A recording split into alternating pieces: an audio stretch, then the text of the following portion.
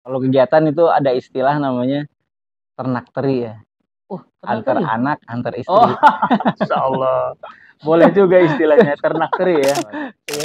Aku istilahnya ikut terlibat di acara 1 jam bersama Iwan Fals gitu ya di salah satu stasiun TV. Kemudian hujan lebat itu diawali dari gerimis. Jadi bisnis hebat itu diawali dari optimis. Jadi optimis saja mantap, ya. gitu.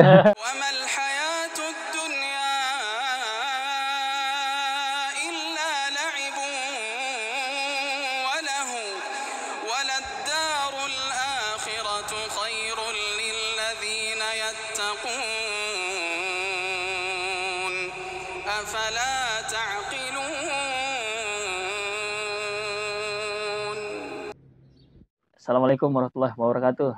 Assalamualaikum warahmatullahi. Apa kabar, Hi? Alhamdulillah. Baik. Luar Boleh biasa. dong kita kenalan dulu nih, antum dari mana dan kegiatan apa saat ini? Tafadhol. Nama saya Abdul Wahid bin Muhammad Nur ya. Kalau lahir sih saya di Jakarta. Tapi kalau bapak ibu itu asli orang Pontianak. Sekarang malah hijrah ke Tasik. Gitu. Jadi orang Tasik aja. Mohon. Masya Allah. Ini gimana nih? Sehat-sehat ya, keluarga sehat ya? Alhamdulillah sehat. Itu yang penting ya. Terus usaha apa nih? Kegiatan apa sekarang?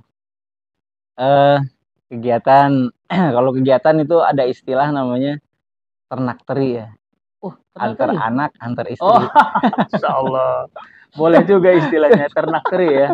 Iya, antar anak jadi sama antar istri. itu utama. Usaha sekarang ngejalanin apa? Kalau untuk sekarang memang hari-hari karena kita baru buka kafe, alhamdulillah udah 2 bulan itu ada kafe Sahabat Herbal. Masya Allah. Khusus jadi, herbal ya? Iya, jadi kita gabungkan dari jualan obat-obat herbal biasa, tapi kita menyajikan juga herbal yang mau langsung dikonsumsi langsung gitu. Di kafe itu.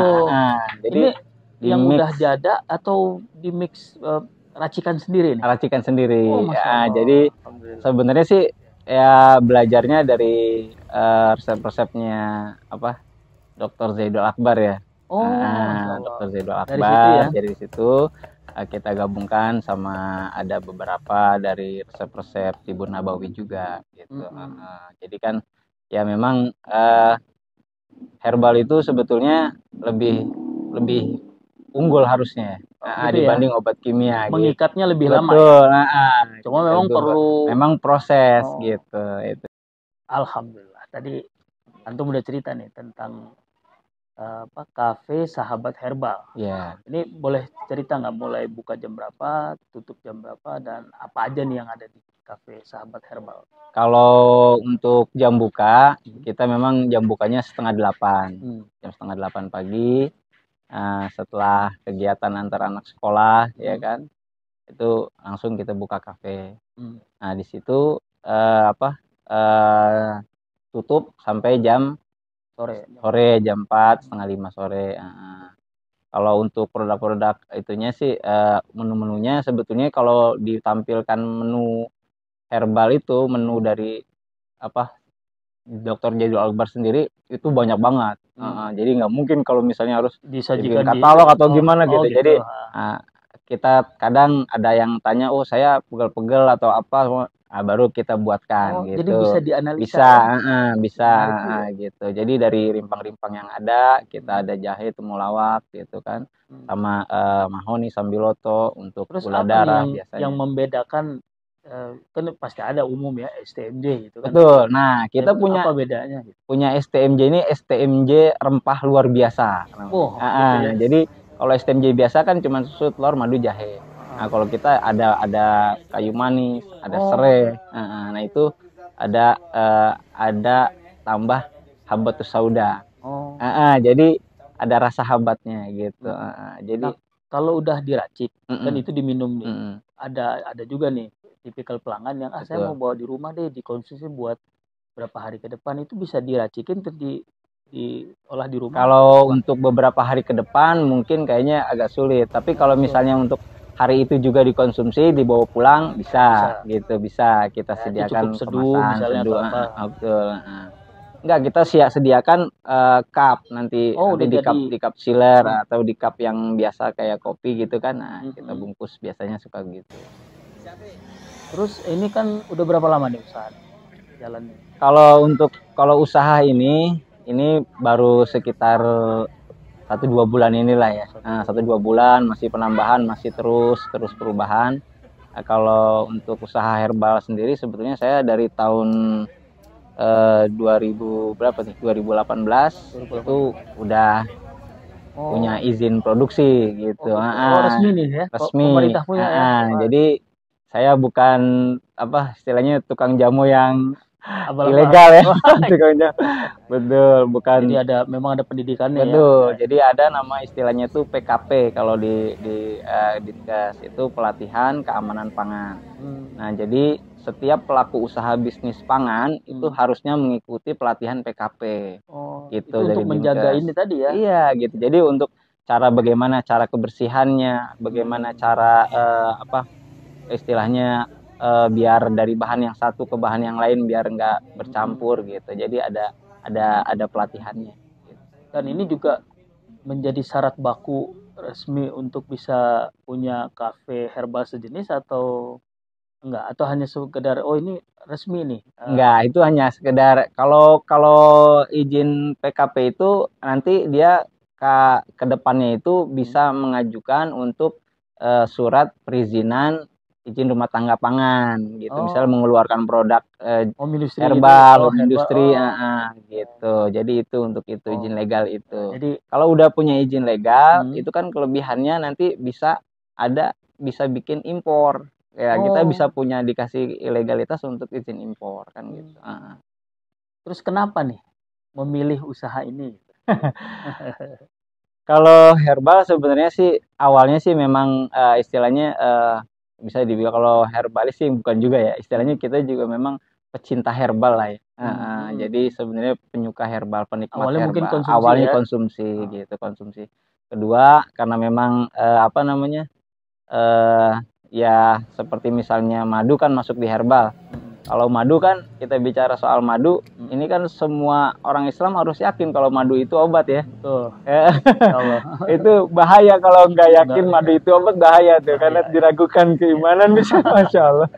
Karena itu ya Allah katakan madu itu obat kan gitu. Nah, jadi tinggal keasliannya madu atau enggak kan gitu. Itu yang harus diteliti sanadnya ya.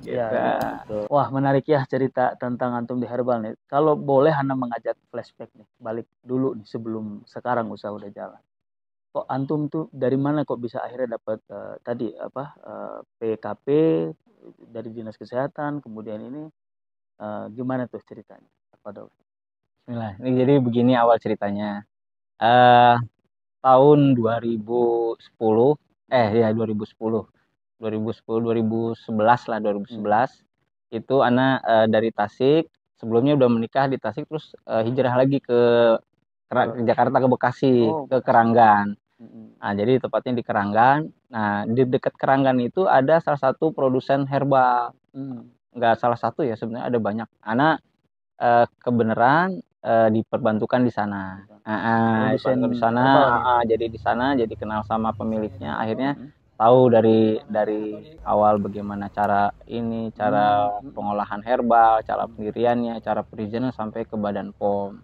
Nah, di situ jadi cara manajemen pabriknya, pengolahan pengaturan karena kalau POM itu kan istilahnya peletakan rumah harus seperti ini atau ada gitu. Kamar mandi harus jauh dari ini, masuk harus ada kedap, harus ada aturan bangunannya. Jadi kedap debu misalnya gitu. Jadi dia nggak steril gitu. Jadi itu rumah produksi yang steril gitu. Kalau POM itu akhirnya dari situ pemberangkatan Ana mengenali herbal. Tapi pada awalnya memang Ana sendiri memang penikmat herbal. Ana suka herbal, Ana suka banget ketika mengenal istilahnya zaman dulu ya. Kalau baru-baru awal ngaji pas tahu, wah ini berobat pakai habatus sauda, manfaat habatus sauda, masya Allah kita yakini banget, enak banget memang ke badan. Nah udah akhirnya dari situlah mulai mendalami soal herbal. Sebelum kegiatan yang sekarang, antum sibuk di bidang apa sih khususnya gitu? Ya kalau cerita flashback soal apa sebelum kenal dunia herbal ya, memang Ana dulu basicnya juga dunia ada pengalaman di desain ya. Sekolah sih enggak, otodidak aja, otodidak aja. Jadi ya learning by doing. Ya, jadi karena memang banyak teman-teman ya nongkrong di apa IISIP, di IKJ gitu ya, sekolah-sekolah yang istilahnya banyak melahirkan seniman-seniman. Jadi kenal-kenal lah di situ gitu. Ya dari situ awalnya memang apa soal entertain ya. Pernah juga anak pernah buat satu apa istilahnya ikut terlibat di acara 1 jam bersama Iwan Fals gitu ya di salah satu stasiun TV. Kemudian di apa tadi di apa acara Abang None Jakarta ya. Abang None Jakarta di jadi di 2001 sampai 2003 itu 3 tahun. 3 tahun ngurusin Abang itu None. Abang None. Jadi semuanya tuh bagian desain apa aja pokoknya semua. Jadi apa istilahnya below the line-nya ya. Jadi semua lah below the line lah. Jadi dalam satu kumpulan tim ya untuk betul buat acara gitu. Ya itu pengalaman di dunia entertain. Nah, kemudian memang Ana sekarang lebih merasa lebih tenang ya, lebih nyaman ya di dunia herbal. Dulu ya itu tadi ya berasa berusuk. Jadi di dunia herbal itu lebih apa istilahnya ada agak sedikit ya memang kalau namanya dibilang aman sih enggak ya. Namanya setan mah di mana aja ada. Terlalu menggoda. Jadi banyak juga kalau di herbal paling tantangannya bagaimana buat produk yang bagus, bagaimana kejujuran kita untuk apa menampilkan khasiat, menampilkan ini apa memberikan manfaat untuk orang gitu. Tidak menipu gitu ya. Gitu. Jadi bukan semata-mata untung. Bukan semata-mata kadang-kadang kan udah nggak apa-apa sedikit aja gitu ya kan. Atau misalnya ini harganya sekian tapi manfaatnya bagus kita hargain mahal gitu kan agak repot juga kan gitu. Jadi sesuai aja, jadi sesuai ya. Insya Allah usaha tuh apa aja gitu, yang penting usaha. Sampai dulu pernah Ana sampai jadi jualan tahu juga. Karena itu saya anak pertama, wah mau kerja sulit udah jualan tahu aja gitu. Ada teman pas ayahnya punya pabrik tahu kan gitu, ya udah Ana ikutan cobain ya. Keliling. Terus gitu. Kemudian hikmah apa nih dari kisah perjalanan antum yang bisa diambil yang bisa jadikan ibroh buat ini? Ya kalau ya apa hikmah ya gimana ya istilahnya pada dasarnya sih nikmati aja gitu ya, nikmati aja, jalani gitu kan. Semua apa yang lo takdirkan itu baik buat kita selama kita tidak melanggar ya, melanggar. Kalau untuk urusan rezeki, insya Allah udah atur, gitu. Allah udah atur, pasti ada rezekinya gitu.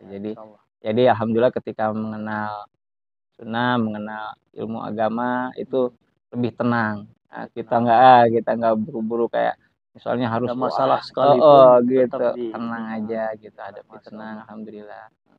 Terus kalau ini sedikit ini aja ya, selain tadi udah pengalaman hidup, terus ini kan usaha itu kan ada naik ada turunnya nih. Betul. Terus gimana nih bisa kiatnya atau apanya bisa istiqomah dalam menjalankan usaha? Itu bisa di-share.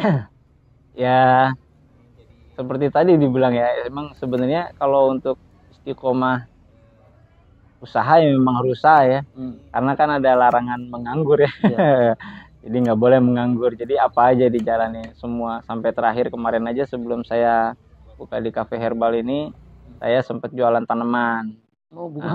Jualan tanaman karena memang ada kakak ipar yang pernah jualan tanaman di Bogor. Akhirnya kita coba ikutan gitu di sini. belajar ilmunya sedikit. Cuman karena memang mungkin saingannya banyak di sini sama yang lain yang udah pernah lama, nggak kuat juga kita tuh, banting setir lagi gitu. Stop lagi, nggak lanjut untuk kontrak lahan dan lain-lain. Akhirnya alhamdulillah sekarang Allah kasih Cafe Herbal. Kalau untuk iya istiqomah sih insya Allah, karena memang apa ya itu tadi nggak boleh menganggur ya, jadi harus istiqomah. Semoga Allah mudahkan ya. Betul gitu. Kalau ada istilah itu gini, jadi keinget istilah ada, hujan lebat itu diawali dari gerimis. Jadi bisnis hebat itu diawali dari optimis. Jadi optimis saja mantap ya. gitu. Alhamdulillah, ini kita udah mau di penghujung nih. Boleh dong kita minta mungkin sedikit motivasi lah buat sahabat Bikonaah yang mungkin mau mengikuti jejak seperti antum atau mau usaha apapun itu, mungkin antum bisa memberikan motivasi. Padahal kalau untuk mengikuti sih terserah ya, bisa-bisa aja. Intinya setiap orang pasti punya fashion beda-beda kan gitu, punya fashion beda-beda, Allah kasih kelebihannya kan gitu. Kalau untuk motivasi yang jelas saya bukan berpesan ya istilahnya gimana ya, berbagi aja. Berbagi memang teruslah optimis gitu. Harus optimis, dan setiap yang Allah takdirkan kepada kita itu baik buat kita gitu. Insya Allah itu baik buat kita gitu. Jadi kita nggak pernah tahu gitu kan. Allah memang ada yang Allah jadikan emas, ada yang Allah jadikan perak kan gitu. Yang jelas kita dalam berkehidupan ini ya usaha dijalani dengan baik sesuai aturan syariat yang benar. Jadi amanah gitu ya. Insya Allah rezeki Allah akan bukakan pintu dari mana-mana gitu. Seperti ada cerita Hajar ya, berusaha dari Sofa ke Marwa, justru air Zam-Zam bukan ada di tengah-tengah ya, di tengah-tengah gitu. Gitu. Itu mungkin gambaran dari ciri dari motivasi biar terus semangat. Insya Allah Allah kasih jalan. Alhamdulillah. Insya Allah. Alhamdulillah. Jazakallah khair. Dah kita sudah sama-sama di penghujung acara. Akhir waktunya, terima kasih banyak. Antum sudah meluangkan perjalanan hidup antum dikisahkan kepada sahabat Bikonaah ini, dan semoga menjadi ibrah bagi kita semua. Amin. Alhamdulillah. Jazakumullah khair. Assalamualaikum warahmatullahi wabarakatuh. Assalamualaikum warahmatullahi wabarakatuh.